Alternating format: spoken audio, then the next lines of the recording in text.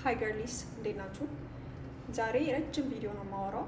ሶ ቤር ዊዝ ሚ ከፈለጋችሁ እያሳለፋችሁ ስሙኝ። ኦኬ ሶ ልጅ እያለሁ 6ኛ ክፍል እያለሁኝ 11 ዓመት ወይ 12 ዓመት ቢሆነኝ ነው በዛ ሰዓት እና ያን ጊዜ ክበብ ውስጥ ምናምን ቀይ መስቀል ክበብ ውስጥ ምናምን እሳተፋለሁ፣ ድራማ ሰራለሁ፣ ቲያትር ሰራለሁ ምናምን እና እንደዚህ ወክማ የሚባል ክበብ ኮርስ አለ ለ2 ቀን ተብሎ እኔና አንድ ራሄል የምትባል ጓደኛዬ ከትምህርት ቤት ከክፍል ውስጥ ተመረጥን።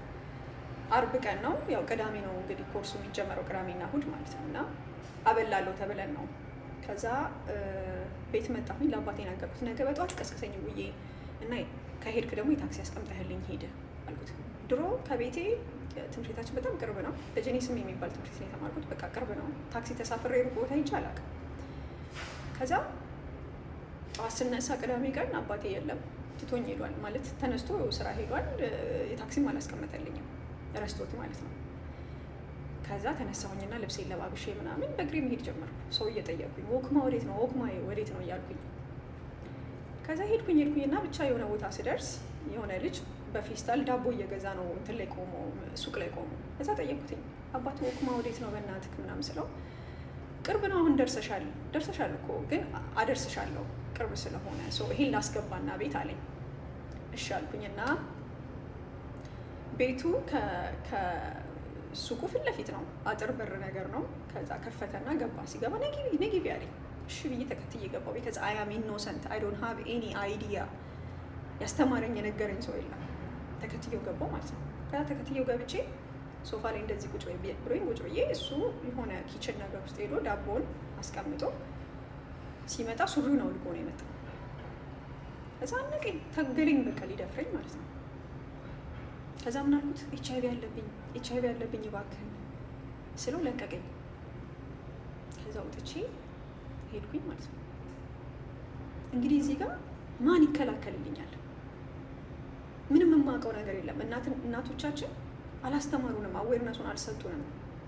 እንደ ሴት እንደኔ አይነት ብዙ ታሪክ ያላችሁ ወጣት ልጆች አላችሁ ኢትዮጵያ ውስጥ ያደጋችሁ ሴክሹዋሊ አቢዩዝ የተደረጋችሁ። እኔ 4 5 ምናምን ይኖረኛል እንደዚህ። ከዚህ በፊትም ሰይፉ ሾው ላይ አውርቼው አውቃለሁ የዩኒቨርሲቲውን አይደለም።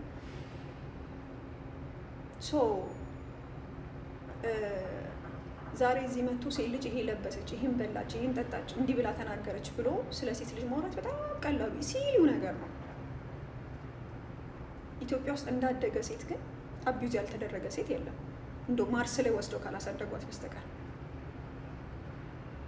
አንድ ሌላ ታሪክ ልጨምረላችሁ። አንድ ጓደኛዬ እዚሁ አዲስ አበባ ምን አለችኝ፣ አንድ ጊዜ አለች ልብስ ልገዛ ገብቼ ልብስ ሾፕ ውስጥ ወንድ ነው የሚሸጠው አለች። ከዛ ገብቼ 1 2 3 ልብስ ፒክ አደረኩኝና ልብስ መቀየሪያ ውስጥ ገባሁኝ አለች። መጋረጃ ነው እንደዚህ። ከዛ ልክ ገብቼ ገና ሹራቤን ገና ወደ ላይ ሳደርገው ልጁ ከኋላ መጥቶ ጡቴን እንቅ አድርጎ ይዞ፣ ራቁቷን ነች እንግዲህ አስቡት፣ እንቅ አድርጎ ይዞ አለቅም አለኝ አለች። መጮህ ራሱ ፈራዋለች። ስንቶቻችንን እንደዚህ አቢዩዝ ተደርገን የምናውቀው? አንድ ጊዜ አስታውሳለሁኝ ፒክቸር ፖስት አድርጌ መነጽር አድርጌ ነው ፒክቸር ፖስት አድርጉት። ቅርብ ጊዜ የሆነ መነጽር አድርጌ ፒክቸር ፖስት አድርጌ ከስር አንድ አይነት ስም ነው ኮመንቱ ማለት ነው። ከዛ ያንን ስም ኮፒ አደረኩኝና ጉግል አደረኩት ምንድን ነው ብዬ። ፖርን ስታር ነች ልጅቷ፣ መነጽር የምታደርግ ፖርን ስታር ነች። እና እነዚህ ወንዶች ናቸው ኮመንት የሚያደርጉት። ምን ያህል ጄኔሬሽን ፖርን እያየ እንዳደገ እዛ ሀገር ላይ አስቡት። ለዛ ነው ሁሉንም ሴት ሴክሹዋላይዝ የሚያደርጉት። ቀሚስም ለበሳችሁ፣ ዋናም ዋኛችሁ፣ በስዊሚንግ ፑል በስዊሚንግ ሱት ኤኒቲንግ ያደረጋችሁት ነገር ሴክሹዋላይዝ የሚያደርጓችሁ ቢካዝ እንደዛ ስላደጉ፣ ፖርን እያዩ ስላደጉ ብዙ ወጣቶች ኢትዮጵያ ውስጥ። ለዛ ነው ሁሉንም ሰው እንደዛ የሚያስቡት።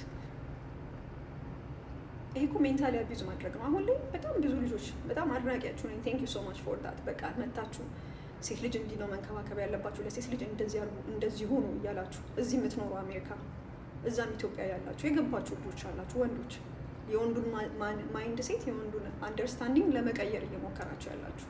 ቢካዝ ዩ ኖ ጋይስ ምን ያህል ሜንታሊ አቢዩዝ ተደርገን ምን ያህል ፊዚካሊ አቢዩዝ ተደርገን እንዳደግን። እኔ ወጣት ነኝ።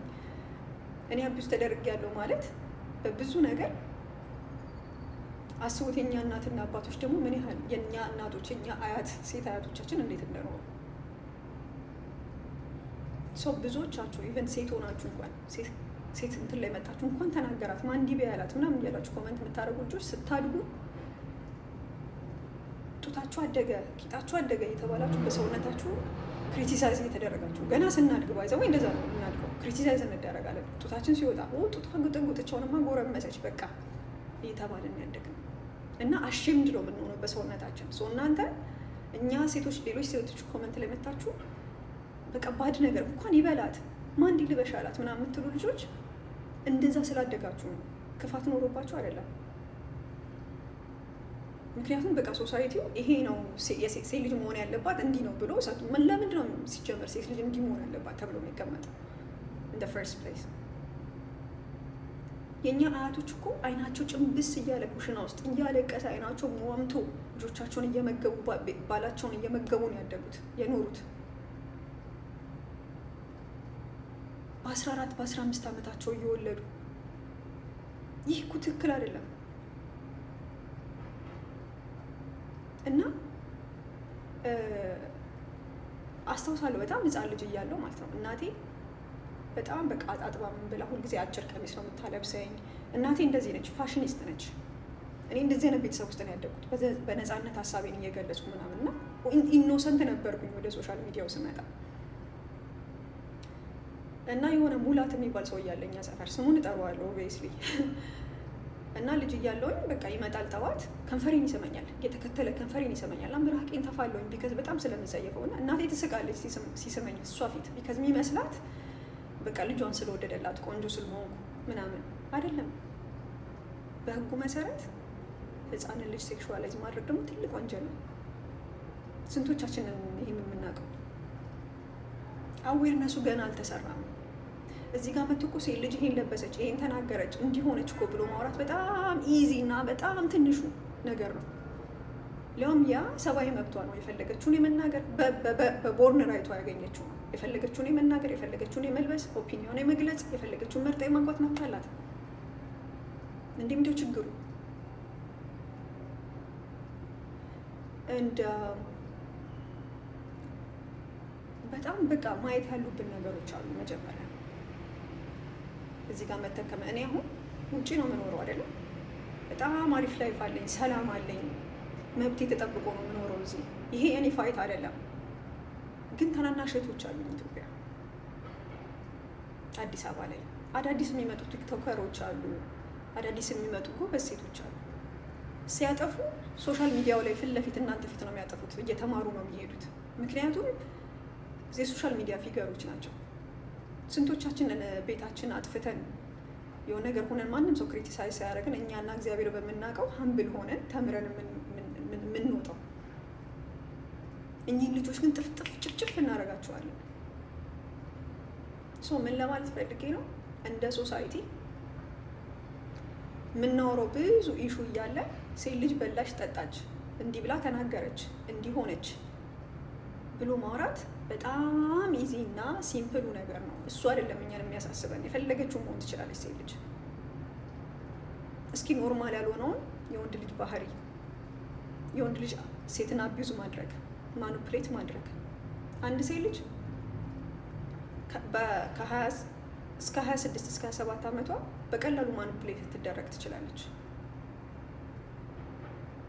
የእኛ እናትና አባቶች ጡታቸው የተጎነተለ ምናምን አድርገው እኛን ግን አላስተማሩንም። ቢካዝ ኢሹን እራሱ ብሪንግ ማድረግ የሚያሳፍራቸው ሰዎች አሉ።